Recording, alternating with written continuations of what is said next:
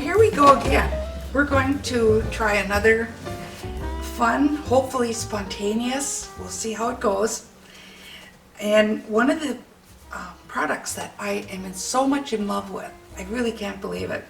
It's been around for a long time, and they're these Caran crayons. And what I like about them is they can be activated. So very often when I'm out on location, I will actually take the color, and just by wetting the color, I can go ahead and paint with it. So whatever color I'm interested in, I can just go right ahead, activate it, and I'm on my way. And a lot of times when I'm looking to see how intense a color is, I'll just take a minute, turn my paper over, and activate this just to see if that's the color I really want. But this is really cool to think that they have come up. The Swiss make these Caran crayons, and to think they've got a product this good. I mean, the quality's unbelievable. So we're going to go ahead and do another little picture of daisies this time. But I just wanted to mention they do come in as small as 10. They also come in 15. And I mentioned the other day they came in 20s and 40s and 80s. And you're going to meet an artist down the line here who works with these all the time. And she, I think, has a box of about 80. They're double. It's great. So this is a lesson that was inspired by a friend of mine, Joyce Gow. I know a lot of you out there know her. And she actually came up with this idea. So, of course, I have to say that it's her idea. But it's so good, it needs to be shared. So what I'm doing here is I'm just taking a lot of beautiful colors that could be the center of a daisy. I'm going to add a little more yellow to it.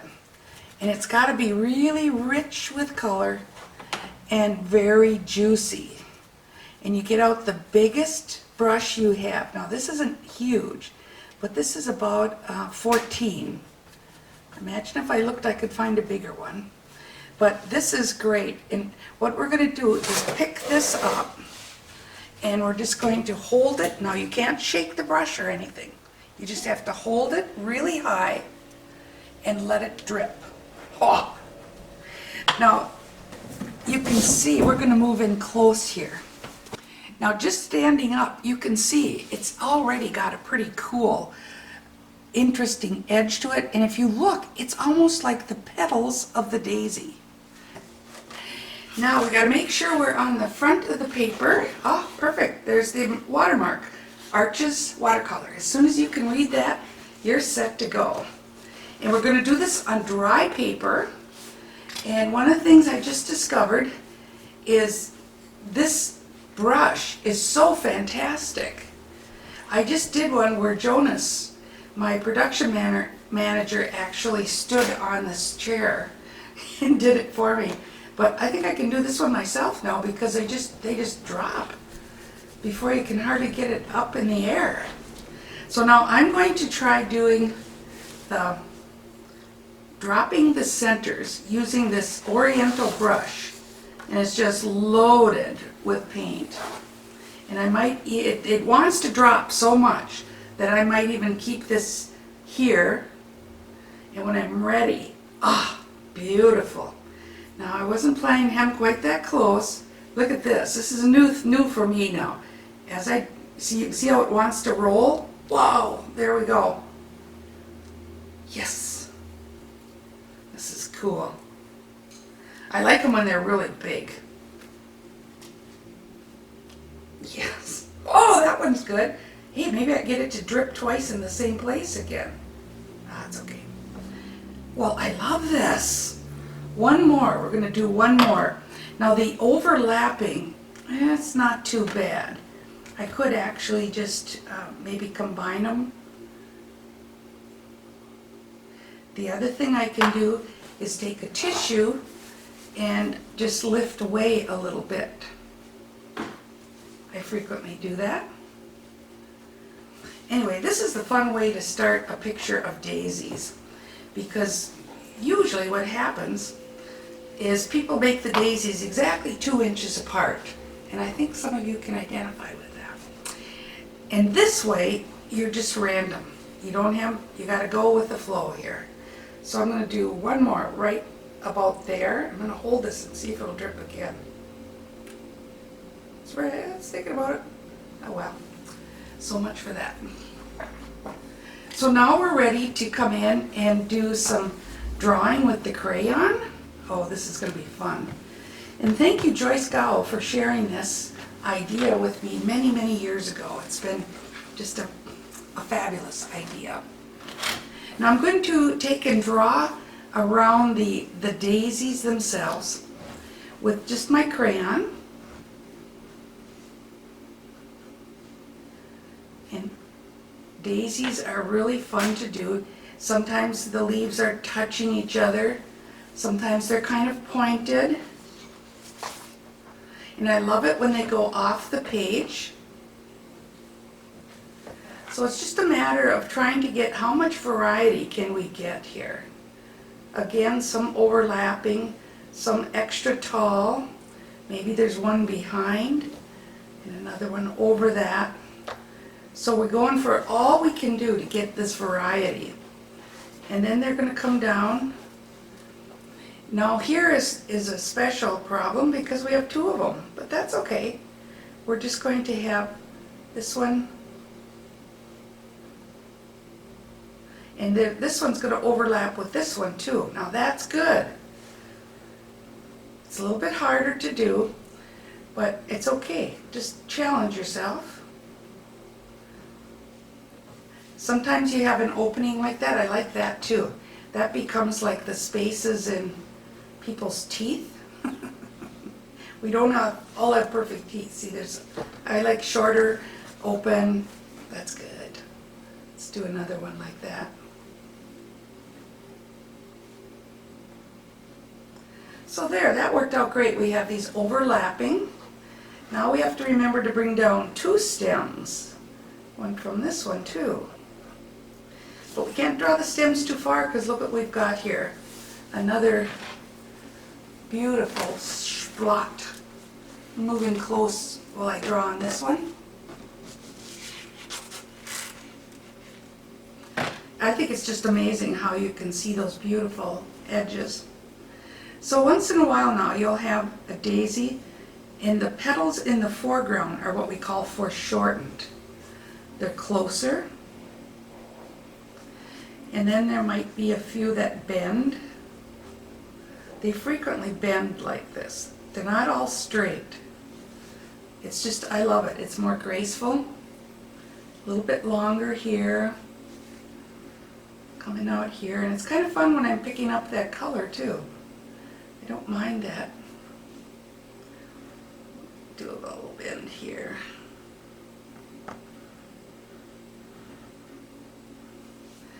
So there we go. We're getting now a little bit closer, and every now and then I like to show how there's grasses and other things that might be interfering here. So we're going to not do the stems completely because there's going to be other things happening.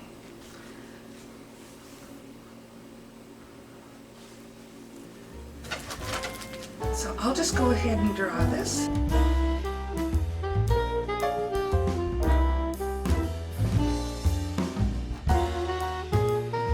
This is kind of fun. Sometimes I'll just take and grab a little bit of that yellow and it gives me the green I need to provide that under part of the flower.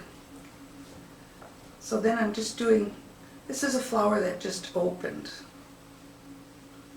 And as they turn away, they're a little foreshortened in the back too.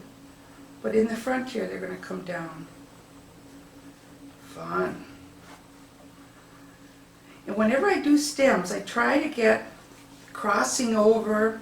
I really like stems that interlock with other flowers so that we don't have this every 2 inches we have a flower. These are getting a little bit like that. So what I'm going to do is I'm going to come in and draw in some buds. So I'm just going to switch to a different color crayon here and put in some buds. And I always love to show the full cycle when we're drawing flowers.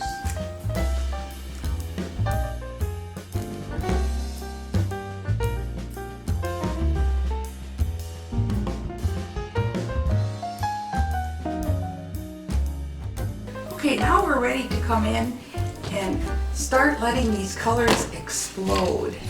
Let's hope they do it. So we're going to come in with some colors. One of the colors I really love is called manganese blue. And see, now this is just pure negative painting. We did that in an earlier lesson. And you'll just paint around the subject. And we'll just lose some of these edges. And we always have to kind of bless the painting here, throw some color. In fact, I wouldn't mind having a little bit of this start to soften up. I'm going to spray into it.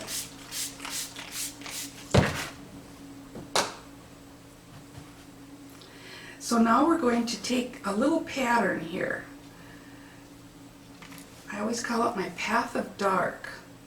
So what I'm going to do is I'm going to pull this through. So we're popping out the daisies, but we're going to keep some nice soft edges. So every now and then I'm going to come in with the water, and every now and then I'm going to throw in a little of that background color. You can see here the yellow from the centers needs to be repeated. So we'll just throw some of that in right into our yellow. Sorry, right into our blue. And back to this. We gotta get busy. So this is my manganese again. And it's really wet. But see, the paper was dry, so I'm able to go around these without too much trouble. They're not exploding as much as I thought they would, but that's okay. Everything's okay, you know that? You just have to go with the flow when you're trying to be spontaneous. Sometimes it works and sometimes it doesn't.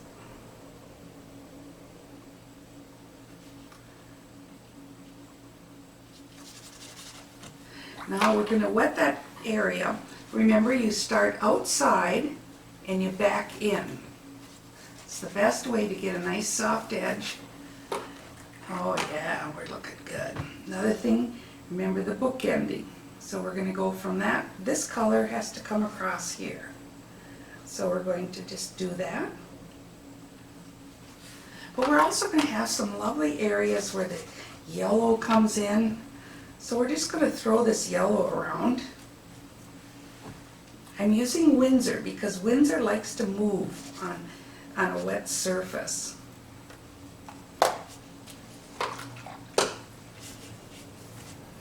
And we'll wet that. We'll move some of that yellow. See that yellow? It's getting to be spotty. By just doing this, just coming through with some yellow, connecting it. And then where the blue combines with the yellow, we're going to get some nice green passages. We like that.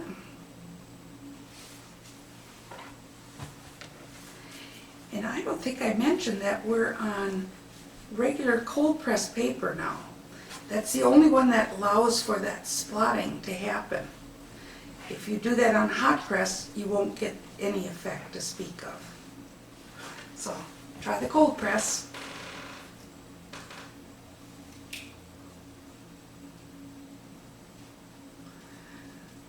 Okay, I think we're ready to get some more color. And one of the colors I really love to include is quinacridone burnt orange. This is a color we frequently see in nature, and it's just so beautiful. I know there's some kind of a little weed that's going to be around. So we'll just put this in. Interlock it with the flowers.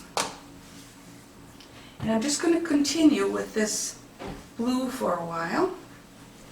Manganese.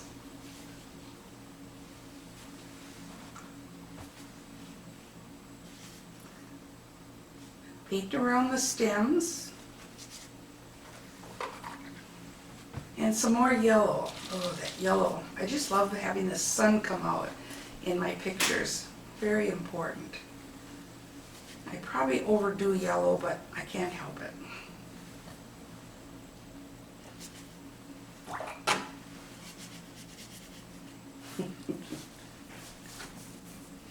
Thanks.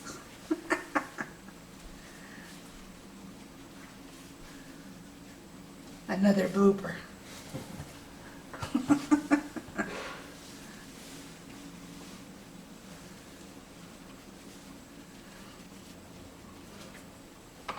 Oh, and there's something else I have to tell you. Don't ever do this. This is so funny. I did this with a group of people one time, and they thought it was so much fun, they thought they'd do a half sheet. Oh no, somebody else had to top them, and they did a full sheet. Let me tell you, a quarter sheet is momentous. Don't ever go bigger than a quarter sheet. Seriously. Now this manganese blue is what I call about a value 5 blue. So we're about ready now to come in a little bit darker blue, some kind of a color change. We do have color change in the yellow and the orange, but I think it would be nice to go to a darker value. So of course I want to go into my favorite, which happens to be the quinacridone burnt orange, which is already in the picture, in Antwerp. Lots of Antwerp. More Antwerp than Quin burnt orange. And this is a beautiful, it's a dark green, which would be so appropriate in here. And we can come in, the paper's dry, we could actually paint around some nice shapes here. So it might be time just to draw in some more shapes that I can draw around, paint around. Some more shapes that I can paint around. Sometimes it's hard to paint and talk.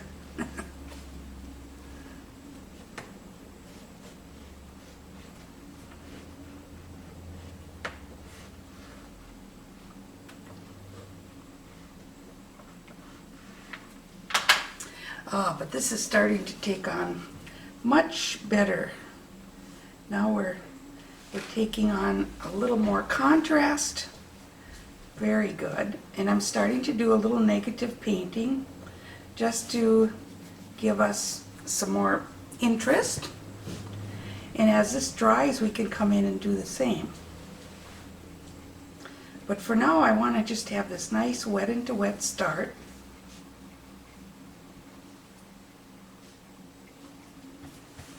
And it wouldn't hurt to have just a little bit more dark here.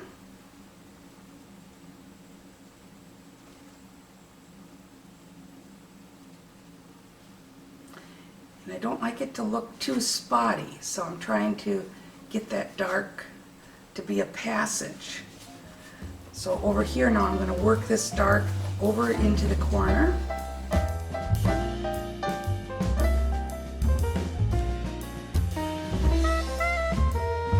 So now we have our dark path, and I like to have these dark paths go all the way to the edge of the paper if I can. So we're just going to let this melt out here, melt out here. Now I'm going to bring this path, I even want it darker. Let's get some more paint on here.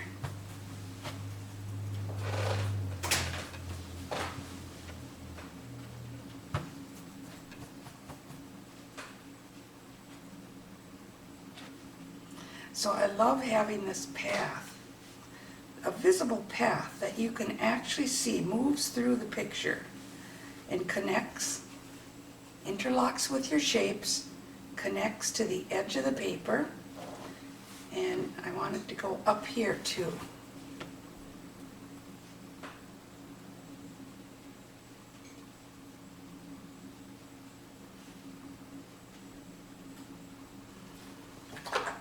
Now if I take my brush, shake it out, and just take the extra moisture out, see I can soften some of these edges so they're not spotty looking. And then over here I can just add some yellow, because I think it would be nice to have that sun come out again. So we'll just transform this corner now into kind of a yellow green.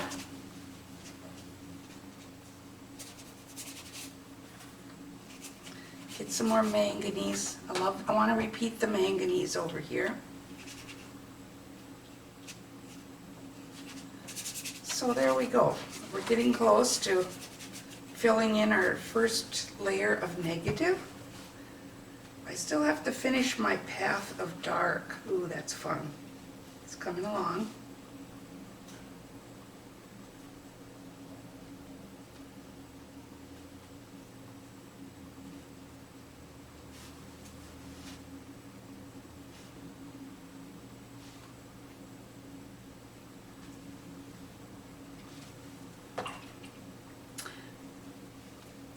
A little more manganese over here.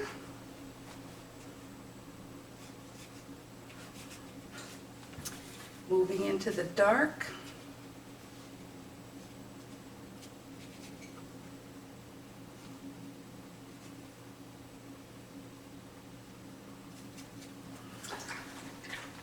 And we should probably pull that dark right off the page here.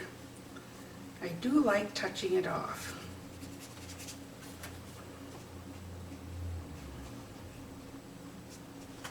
Now our paper is starting to dry quite a bit, so I'm going to take my fine mister and holding my hand high, I'm going to keep it wet.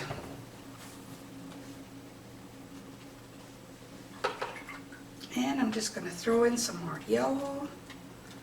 I love that sun. Windsor yellow is fabulous. It just moves. It's a very aggressive color.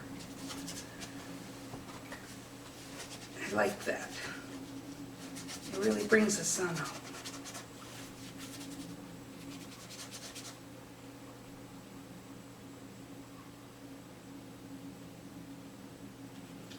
Now we had a bleed back there, but I think I'll just catch it. There's so many ways to handle bleed backs, but that's one. If it's wet, you can just come in and repaint it.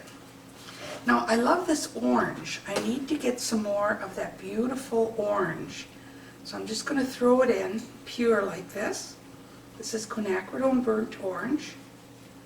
It's a beautiful color. And I think we almost need to get little touches of it into our centers too.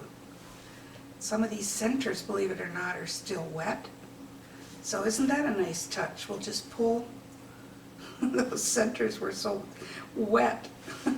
They're still soaking wet. So that looks better now with some of that color in the center. Now another thing we can do is take our script brush and just draw in some additional stems.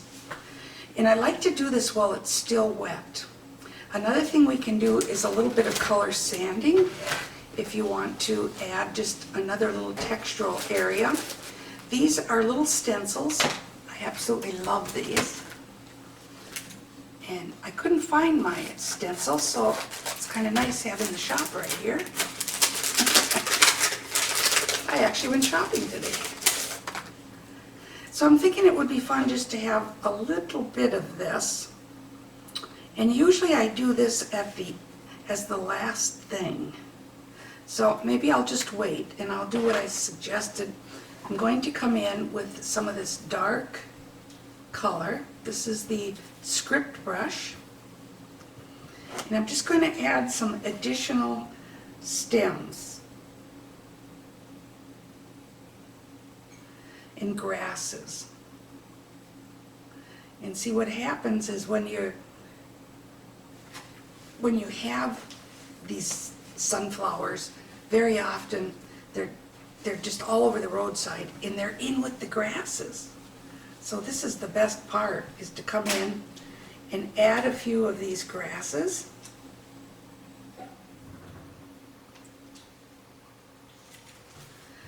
And I like to do it when it's really wet like this, because you get these are just going to bleed out very soft. I might even add some more that are yellow, more of a yellow tone. The first grasses always go up, then they start to go down. And see, I like that kind of cluttered look. I think it's very nice.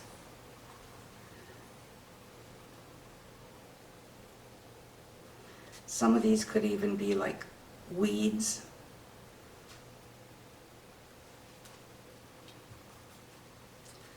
But I'm going to have to go darker in here, and I think the best thing now is to just do a few more of these and then just let it dry, and then we'll come back and add some more. You can see where some parts are starting to dry a little bit. And I especially want to get more grasses and things growing down here.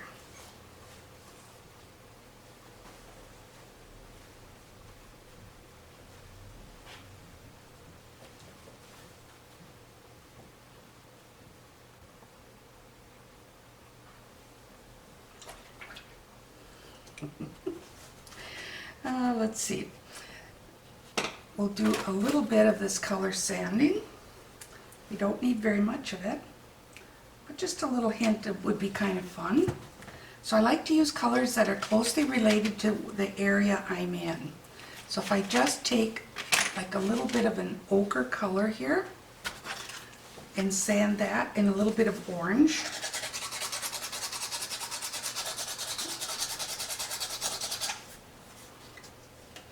And a little bit of ochre and orange. Let's see what we've got here. Yeah, very subtle. That's kind of cool. Let's do another one right here.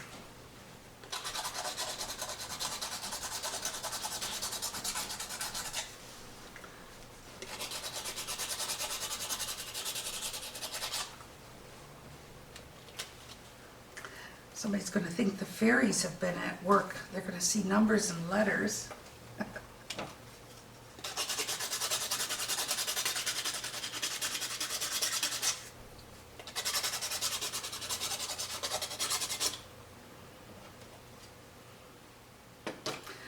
And if your paper isn't sufficiently wet, you should always, with your hand held high, do just a little bit of a misting over that.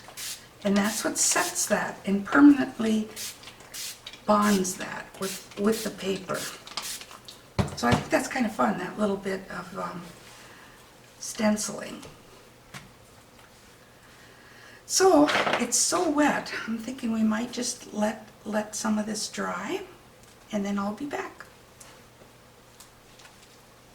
Well, one of the things that this needs, in addition to some soft toning inside of the flowers, would be nice to add more grasses. And so it's December 2nd. I walked out in my yard and this is the only one I could find. But it's pretty cool. So I love to share with people kind of a sommelier approach to doing this. And it works best with your script brush. This is one of 6 brushes that I have in a kit of my brushes. Where is it? Here it is. So this is the brush I use to do most of my sommelier, and it's shorter than a script, but it's longer than a round brush, and it's just perfect for this kind of grassy background. So we're going to mix up some colors here.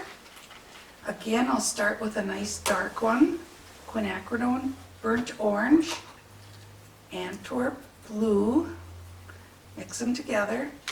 The best is to add additional Antwerp, and we want this to be quite fluid, so you'll notice I'm adding quite a bit of water to it, and you holding the brush in a tall position. What I'm going to do is, first of all, I'm going to just draw the stem, and I like to give a nice bend to it. So many people, when they do this sommelier, they do these really stiff soldiers all lined up. Don't even think about it. What we're going to try to do here is try to get this gracefulness. Even though this poor thing's been through the war, we're going to, you know what, I'm going to keep bumping it. I'm going to do this. There. Perfect. Now, one of the first things you want to notice is that upper petal. Even though it's December 3rd or 2nd, whatever it is, that upper petal is still boldly going up. So I always say the first ones you do always go up. So you put your down, press. Oh, see, that's why it's got to be so fluid. And press. We'll do it again. Tip, press, and release. And see, we'll do another one up. Tip, press, and release. Now we'll do one that'll just slightly turn. And then you'll notice they start crisscrossing over each other. Oh, it's wonderful. So let's look at this one. It's actually taken a real dive downward. And they go on both sides. Look at this one. So we could actually start here, go around, press here, and cross right over. So I love to get these with just almost like dancing. Press, keep pressing, and then release. And they even do little dips. Look at this one. It goes up, crosses over, crosses down again, and does a little loop. This is way too much fun. I've done entire paintings just with these grasses. So I hope you find that beneficial. Best thing is just go outside and get one of these to look at. So now we're ready to add some of these to our painting. Because our painting's gotten quite dark, I'm going to have to go quite dark with these final strokes. So this mixture is perfect. Quin burnt orange, Antwerp blue. And I'm going to start way down here, come up. And remember, it's got to have a nice bend to it. And I love the fact that it's going to get clustered behind this other group. First ones to go are up. This one will go up this way. This one might cross over, start coming down. Tip, press, release. Tip, press, release. Tip, press, release. Now see how I avoided that because it was easier? Don't do it. Sometimes you have to go through these rascals and come out the other side. This is what I mean by interlocking. And it's kind of hard, but you can do it. Now these are a little dark. I'm going to soften them just a bit.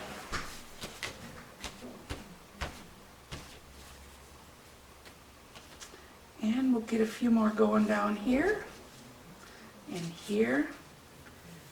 It's just kind of fun. I'm just going to kind of throw these around. We'll do another one down here. Get a nice bend now. You're not allowed to do anything straight. They've got to come with a nice bend. The first ones go up. Press, release. Touch, press, release. Send them upward. Dip, press, release. Tip, press. This one's on its way down.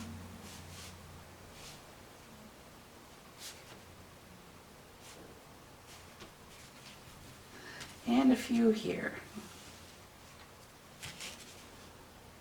But I love it when they start interlocking with one another, overlapping. That's what I want. I want that kind of busyness. So I'm just going to do 3. I'm going to do one more. That's just going to come up here. And it's going to make a strong dip down. Even then, you still go upwards with the first ones.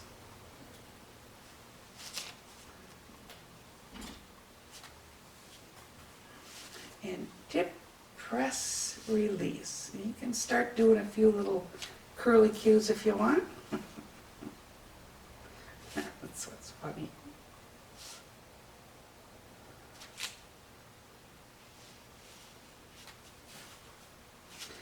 And we should be almost done now. But this certainly gives the feeling of ditch flowers. That's what I love to call these. Now what we need to do is to put just a little bit of tonal wash. We don't want to lose the whiteness, the starkness of it, but we do want to give just a little bit of color. Now usually I can just activate this blue crayon and get some nice tones. So I always start with the ones behind and then just come in and get a little bit going, but I see they're not activating as well as I'd like. So I'm just going to come in with a little manganese blue and start here in the centers and wet my brush out, shake it good, touch it on my sock here. So it's wet, but it's not dripping wet, and starting outside and pushing in, see how I can get some nice soft edges. And this should really help with making these look not quite so stark. I always start with the petals behind, because those are going to be in shadow. Now I actually should have had a little more petals, a few more petals behind, but it's hard to remember all that. Wet it, shake it, touch it, come in and soften those edges.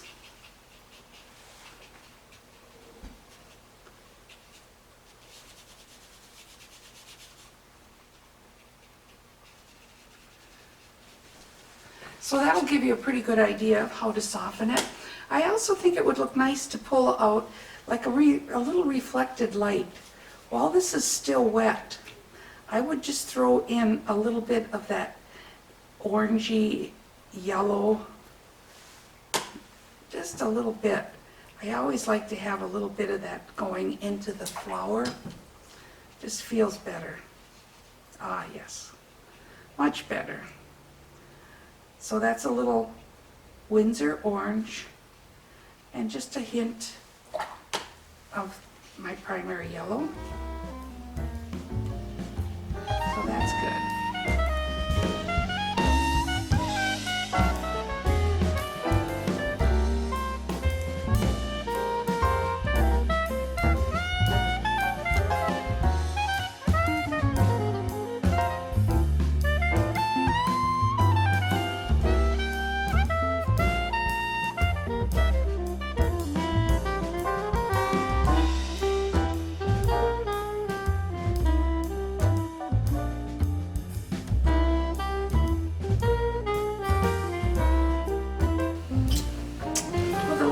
I'd like to do is just to come in and go back to my crayons and just come in and do some more drawing with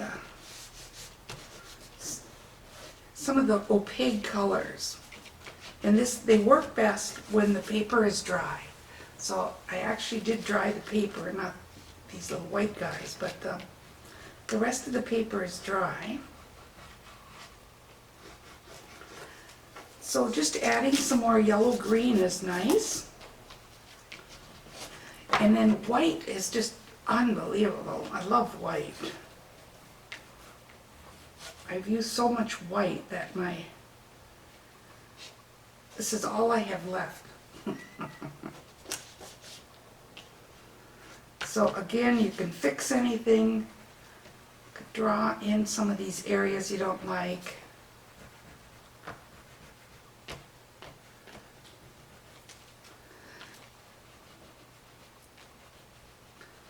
Areas are missing. I want to clean them up a little bit. I use my white more than any other.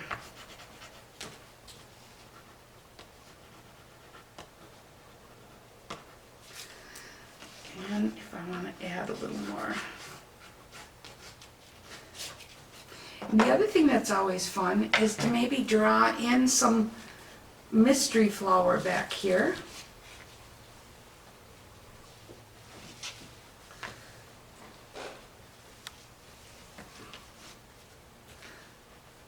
just love doing things like this.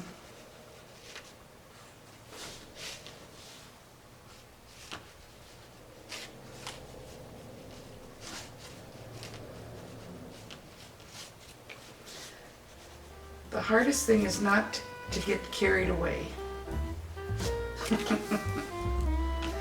So I think that's going to take us up to the end. Hope you've enjoyed this.